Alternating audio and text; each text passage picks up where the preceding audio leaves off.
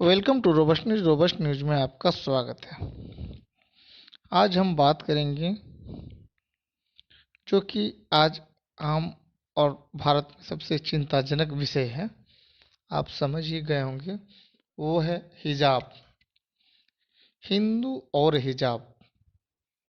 आप भी सोचेंगे कि ये रोबस्ट न्यूज वाले कहाँ से अटपटा सा बिंदु लेके आ गया है, अटपटा सा बात लेके आ गया है। तो चलिए आज इसी विषय पर हम विचार करेंगे, क्योंकि हिजाब यानी नकाब पहनने वालों पर इंडिया में बहुत ज़बरदस्त जुल्म हो रहा है। भला हिंदुओं का हिजाब से क्या लेना देना, एक सवाल है। लेकिन आजकल दिखाई यह पड़ रहा है कि हिजाब सबसे ज़्यादा फिक्र की वजह हिंदुओं के लिए है।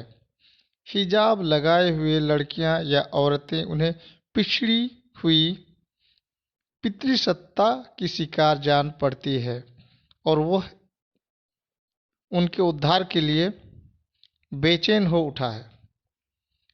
ठीक वैसे ही जैसे उसका दिल 3 तलाक की शिकार औरतों के लिए दुखता था। कितना बड़ा जुल्म, 3 बार तलाक कहकर कैसे कोई अपनी पत्नी को छोड़ दे सकता है। यह तो सरासर जुर्म है और इसकी सजा होनी ही चाहिए। लेकिन हाँ, बिना तलाक बोले पत्नी को जरूर छोड़ दिया जा सकता है। उसे परित्यक्ता कहा जाएगा, लेकिन वह कोई अपराध ना होगा। उसके लिए कोई कानून ना बनेगा।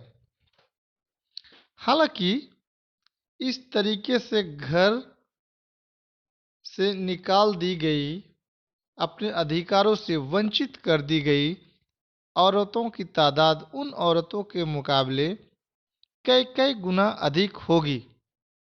लेकिन उसके लिए न्याय इंसाफ की ना तो व्यवस्था है, ना कोई आंदोलन। कोई प्रधानमंत्री अपने चुनावी भाषण में इन औरतों के लिए इंसाफ का वादा नहीं करता, क्योंकि इस तरह से छोड़ी गई, निकाली गई औरतें हिंदू हैं।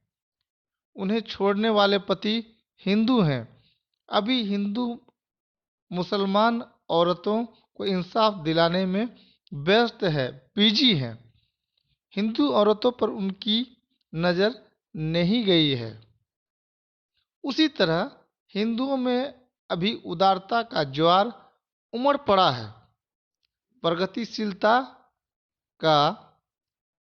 वे औरतों को हर पर्दे से, हर बंधन से आज़ाद देखना चाहते हैं।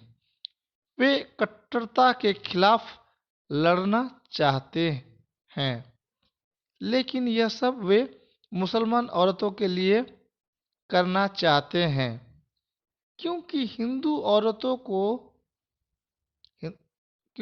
औरतों को तो न कट्टरता न धर्म के किसी बंधन का कभी शिकार होना होता है। और हिंदुओं में कोई पितृसत्ता नहीं है। वे पूरी तरह स्वतंत्र और संपूर्ण अधिकार युक्त हैं। हिंदू मुसलमान औरतों को शिक्षित करना चाहते हैं कि वे अपने मर्दों से पूरी तरह आज़ाद हो जाएं, बल्कि उनसे कोई रिश्ता ही ना रखें तो सबसे अच्छा। हिंदू औरतें खुद मुख्तार हैं, सेल्फ इंडिपेंडेंट है। उन्हें परिवार, शिक्षा की सारी सुविधा देते हैं। लड़कों के बराबर पोषण, हर प्रकार का उन्हें सहज ही उपलब्ध है। जितने हिंदू लड़के पढ़ जितने हिंदू लड़के पढ़कर नौकरी करते हैं, उतनी ही हिंदू लड़कियां भी। समस्या जो है हिंदू समाज के आगे, वह यह है कि सब वह यह है कि यह सब कुछ मुसलमान औरतों को कैसे मिले। हिंदुओं में दहेज की समस्या समाप्त हो गई है। हिंदुओं में दहेज की समस्या समाप्त हो गई है।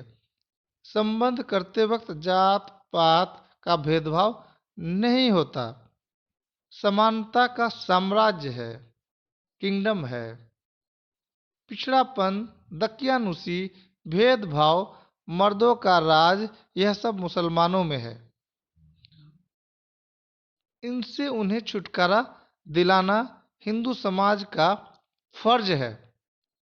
हिंदू तो लड़कियों को पैतृक संपत्ति तक में बराबर का हिस्सा खुद ब खुद दे देते हैं।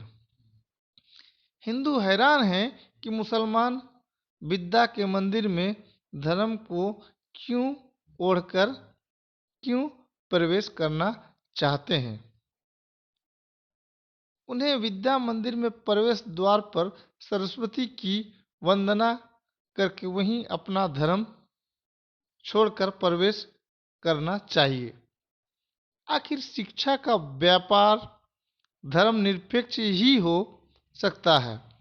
बिना धर्मनिरपेक्षता के समानता की भावना स्थापित नहीं हो सकती। लेकिन गीता पाठ सांस्कृतिक मसला है, मानस पाठ भी। उसमें मुसलमान क्यों नहीं भाग लेते? मुसलमान इतने संकीर्ण क्यों हैं? क्यों वे भारतीय संस्कृति में घुलना मिलना नहीं चाहते?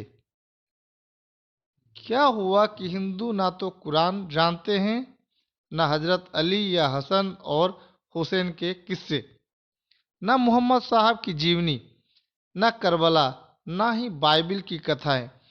क्या हुआ कि उन्हें मुहर्रम, ईद और बकरीद का फर्क नहीं मालूम? यह सब बाहरी दुनिया की बातें हैं। उनसे हिंदुओं को क्या लेना देना? हिंदू तो स्वतः स्वभावतः उदारचेता व्यापक चित्त का स्वामी है। क्या किसी और धर्म में वसुधैव कुटुंब जैसी कहावत है? मुसलमानों को धर्मनिरपेक्ष होना सीखना चाहिए। हिंदुओं को धर्मपरायण होना चाहिए। मुसलमान औरतों को आधुनिक होना चाहिए। हिंदू औरतों को परंपरा की शिक्षा लेनी चाहिए। मुसलमान औरतें परिवार की जकड़न से आज़ाद हों तो बेहतर। हिंदुओं में पारिवारिक मूल्य दृढ़ होने चाहिए। हिंदू चाहते हैं कि करदाता का पैसा हज में ना लगे, ना कब्रिस्तान की दीवार में। अयोध्या का मंदिर हो या काशी का धर्म स्थल या रामानुजा रामानुजाचार्य की प्रतिमा, उनका निर्माण राष्ट्र निर्माण है।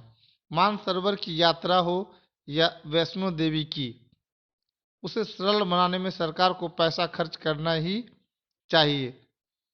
वह राष्ट्र का विकास पथ है। हिंदू सुधार के लिए व्यग्र हैं। हिंदू सुधार के लिए व्यग्र हैं। वह दूसरों का सुधार करना चाहता है। वह हिंदू होने के कारण पहले से सुधरा हुआ है, पहले से ही प्रगतिशील है। रूढ़िवादी मुसलमानों में है। वे मुल्लों और मौलवियों के कहने पर वोट देते हैं। यह जनतंत्र में धर्म का दखल है। हिंदू तो अपनी साधुओं, महंतों और साध्वियों को सीधे वोट देकर मंत्री, मुख्यमंत्री आदि बनवा देता है। उनके कहने पर वोट देने की बात ही कहा। हिंदू चिंतित हैं कि दूसरे धर्म ग्रंथों में हिंसा की शिक्षा दी जाती है। वह उन ग्रंथों का संपादन करना चाहता है। उन्हें हिंसा की भावना से मुक्त करना चाहता है। अब परशुराम फरसाधारी है तो उनके सम्मान में फरसा लेकर ही जुलूस निकाला जा सकता है। राम धनुर्धारी ही हो सकते हैं। कृष्ण की कल्पना सुदर्शन चक्र के बिना क्यों कर हो?